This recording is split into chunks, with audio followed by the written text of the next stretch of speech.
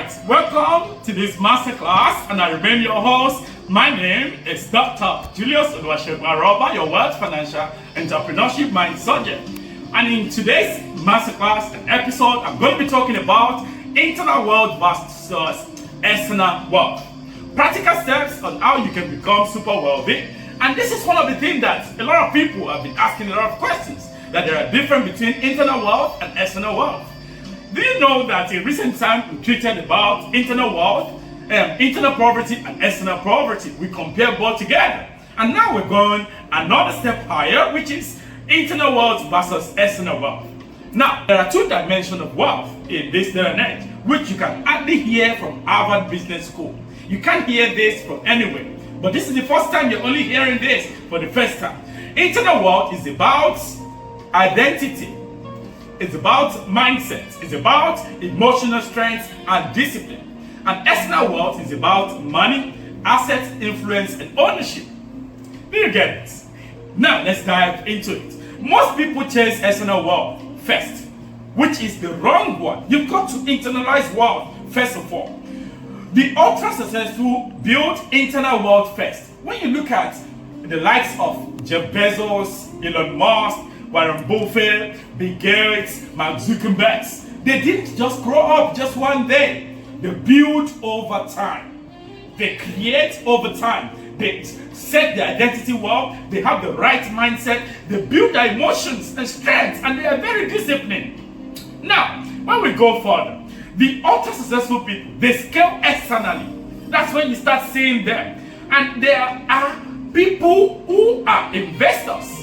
And there are people that demonstrate massive external wealth, because both are known for long-term thinking and resilience and their strong internal conviction. Imagine if Mark Zuckerberg actually dropped that project that was given to him in those days, that became a social media platform today, and even having a lot of acquisitions, having acquired Instagram, WhatsApp, and all the likes, beauty medals, and all that you can think of. Imagine if Elon Musk did not actually start from all those that he did. Even at one point, he sold perfumes. Imagine if he did not actually take some steps that could actually help him to be able to scale to that level. Imagine if Bill Gates did not actually go to IBM to be able to do some internship to learn some of the skills, to be able to translate that into building an operating system today. What would they have become? Imagine if Jeff Bezos did not actually start from where he was. And today, everybody is actually using the platforms and the product today. So now, if you want to know how to build internal wealth, which is the foundation of you to become super wealthy, you've got to know how to upgrade your identity, because internal wealth determines your capacity to hold and multiply money. Please take hold of those two words, to hold and multiply money. A lot of people, when money comes into their hand, they don't think of multiplying the money before they start spending. Now, they upgrade their identity. How? The super rich and super wealthy upgrade their identity, and not just income. I was telling somebody a few days ago that you don't need to say, because of this, if you want to be able to increase your income, your earnings, you've got to create, you've got to spend more. You've got to be able to see how you can compound, how you can multiply, how you can create different sources of income, that this can actually help you to be able to become more better. You've got to stop saying, I want to be rich. You've got to start asking a question to say, what does a wealthy person think like daily? Somebody once asked me, what are your routine on daily basis? And I said, my routine might not work for you. When you ask the likes of Tony Elumelu, the likes of Sir Alaji, Aliko Dangote, if you ask them for their day-to-day routines, it might not work for you. You find out that some of these guys, they wake up so early, 4 5 a.m., they run to the gym, or they have maybe a meditations before you know it. They go to the run, they go for some exercise before, and they have itineraries that they follow back to back. Every day there is always a calendar itinerary of what they need to do, the items of what they. But now, look at you. Do you have a daily actions that you actually follow? You just wake up and you just hit the road. You come back 7, 8 o'clock in the evening to your house, you watch the TVs, and before you know, you go back to bed again, you repeat the same routine day to day. That is not how a super wealthy think. They remove environmental that can normalize your mediocrity. They write a clear personal standard discipline thing down. And they actually have a very healthy mind and very healthy environment. They eat healthy.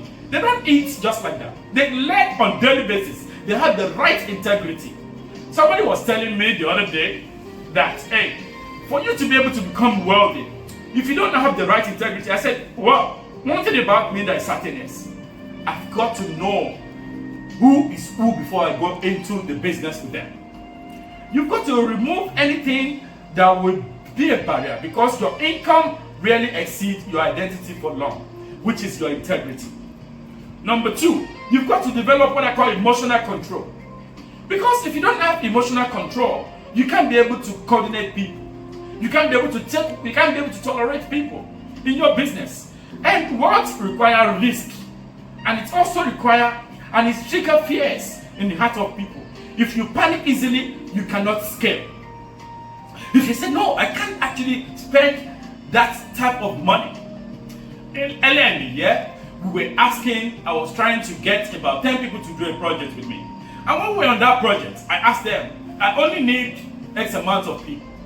And before you know it, do you know that we were about exactly 10 people actually gathered from various countries, Luxembourg, Germany, United Kingdom, the US, in Canada. At the end of the day, we were able to do that single project. Poor people never plan. Wealthy people always prepare for uncertainty, because any project can show up. That is why you've got to know how to have savings. Not everything you make that you want to be able to spend. Not everything you invest into just like that. You've got to have your 6-month living expenses in case anything happens to you. At one point, I always tell people, you've got to have emergency funds for yourself, because anything can happen. Your car can break down. You can have an accident. I know you have insurance in place. There's a lot of things that you've got to do. And now, when you're building emotional control, you've got to train discomfort tolerance, cold exposure, difficult workouts, public speaking. You're not afraid to speak. You've got to try things that are so tedious. You've got to try it. You've got to have what I call daily emotional reaction by 24 hours before major decisions. Now, I don't make decisions just like this. I've internalized it. Then I make decision and a snap after that. Study Stoic philosophy. Teachings of Marcus Aurelius actually told us about calm decisions, about that makes compound wealth grow faster. Number 3, you've got to build extreme discipline. When I mean extreme, because super wealthy people require consistency over years. You can't just be wealthy 1 year, 5 years. A lot of people that actually become rich for about 4 or 5 years, when you go back to them 10, 15 years down the line, their wealth is eroded off because they never had the right foundation. Now, if you want to maintain the right wealth, you've got to fix what I call wake up time. You've got to have daily deep work blocks, maybe for about 2 to 4 hours, uninterrupted. Reading, studying, meditating, doing things that can keep you agile. Track habits daily with accountability partner. Every day you've got to have an accountability partner that will tell you what is meant to be done. Sometimes when you're not doing it right, even your business partner, your work colleague, your supervisor, you've got to track everything. Reduce dopamine distractions, which are social medias, impulsive entertainment. I know some persons, any day they wake up is social media. When they're going to bed, it's social media. You've got to erode those things, eradicate them. Take time to be in a space where you can have self-reflection and self-determination and self-steps over what you do, because discipline converts ambition into results. Number 4, you've got to develop what I call strong strategic thinking. Wealthy individual people, they think in decades. Average people think in 1 year. Rich people think in about 2-3 years, but wealthy people think over 10 years. What's going to happen to my children, to my children's children, who are going to be the successors? That's how wealthy people think. They don't think in days. They don't think in weeks. They think in decades. When you are building anything, you've got to know how to start building businesses that is going to last. You don't want to build for survival. You want to be able to think that, okay, if these people are going to be able to take over the business without me interfering in it, will it be able to sustain itself? You've got to analyze how millionaires make money on a daily basis. I said earlier on in the year, I said to my inner caucus, I said, you know what? I want to be making currencies in different countries to spread. And we added about 2 other countries this year into what we were doing as a group. At the end of the day, I said because those will be able to reproduce in that country. I don't know what you are thinking of. Do you think because you're a millionaire in your local currency, you think you've arrived? Hey, friends, come closer. You've not actually started until you get to where you want to be. Earlier on, we were being told by one of my mentors that when you think you have money, you find out that the money you have is just an offering to some persons because the level they go. When you get to that level of this, you find out that there are some people that are super wealthy than you.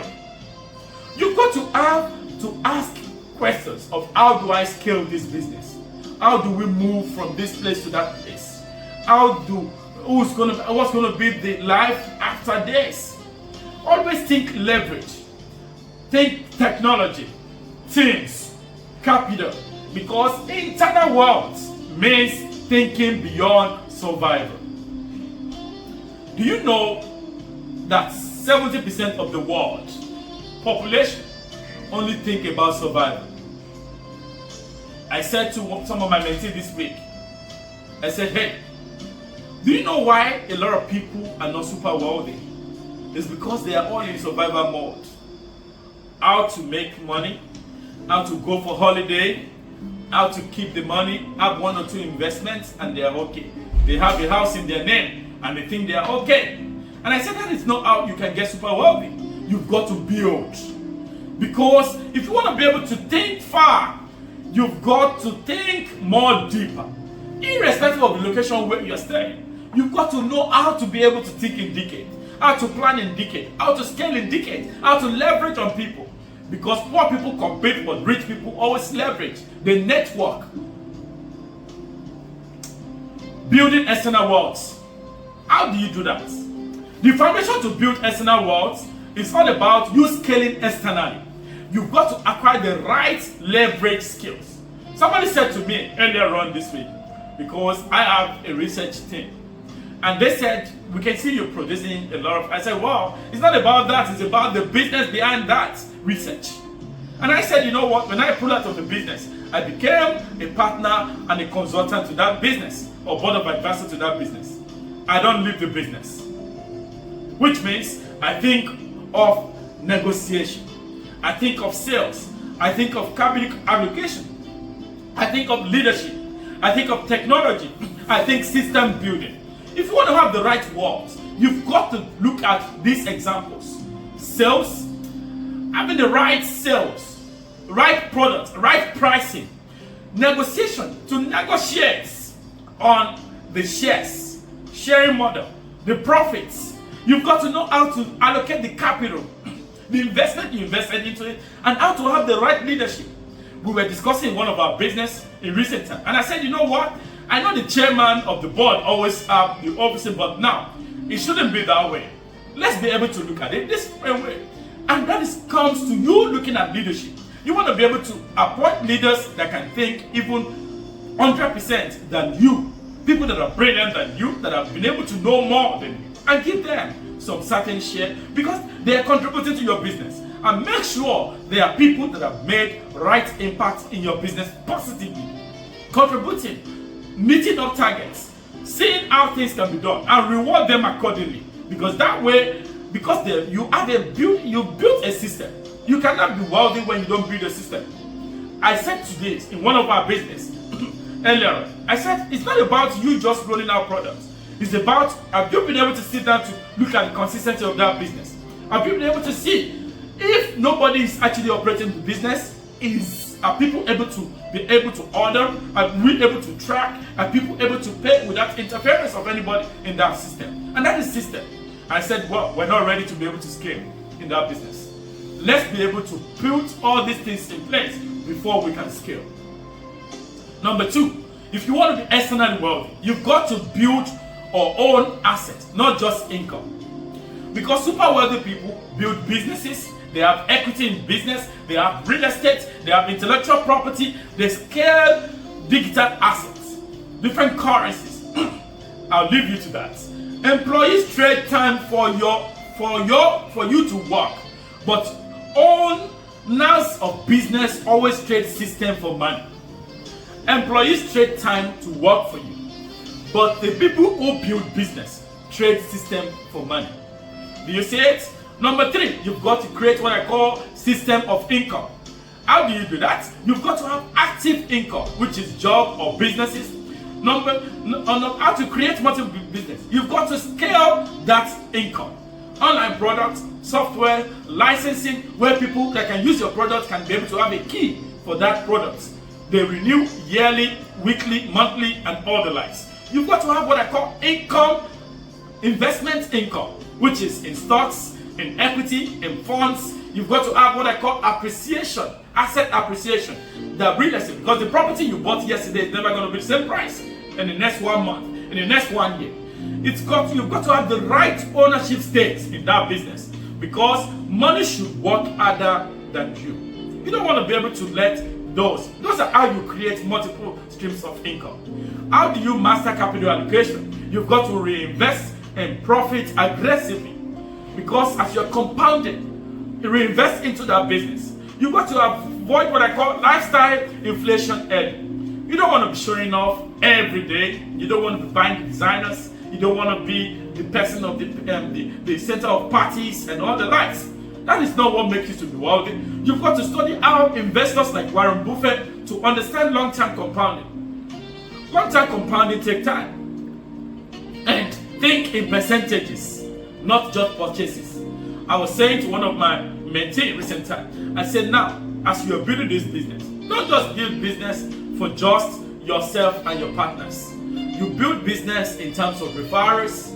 Because anybody that referred into your business, you've got to give them commission. Because when you give them commission, they'll be able to bring more. And when those people they refer also bring more people, be able to create products. And this is one of, there is no business that we do within our environment that does not have referral commission in it, percentages and all the likes. Because this is how rich people and wealthy people think. Think not just purchases, because capital mismanagement destroys fortunes. Number 5, you've got to build what I call a powerful network. Wealthy people move through proximity. You can't find them anywhere. They attend high-level events. They are scheduled. They join mastermind groups. They offer value before asking for opportunities. They make sure they create something before they ask you for something. They learn from people already operating at a higher level than them, because your network expands your opportunities and surfaces. And what are the formula I'm going to leave you with today? Super wealthy people, they build high value skills, which is strong internal identity, they own assets ownership, they have long-term compounding, and times emotional stability. Imagine when you say strong internal identity multiplied by assets ownership, multiplied by long-term compounding, multiplied by emotional stability. It's going to give you what I call expanded growth as a formula. The hard truth is that a lot of you listening to this today, you might think this is a motivational speaking, but the thing is, words always make men. And external wealth without internal strength will always collapse under pressure, and internal strength without action remain potentials. The wealthiest people on earth, they combine their vision, their patience, their aggressions in execution, discipline in investment, and humility in learning. But I'm going to leave you with this, that internal wealth only determines how successful you can sustain, while external wealth determines how much freedom and impact you can create. If you want to become wealthy, you've got to develop the right strength in your mind. You've got to increase the value you create. You've got to build a scalable assets, and you've got to reinvest relentlessly. And you've got to think in decades, not just in weeks or days. Wealth is not an event. It is a system you build internally and externally. I hope you've learned something great today. Please drop a very wonderful comments. Let's know what you've learned. Share this video, likes, and follow us on all our socials. RSEG links on TikTok, X, and other likes. And on the YouTube channel, Dr. Julius, Aroba, or LinkedIn, you follow us on RSEG links, Zillionaire Consulting. On Facebook, RSEG links, Zillionaire Consulting. And we can't wait to have you around because we build by helping each other to rise. God bless you and stay blessed. See you again in our next masterclass.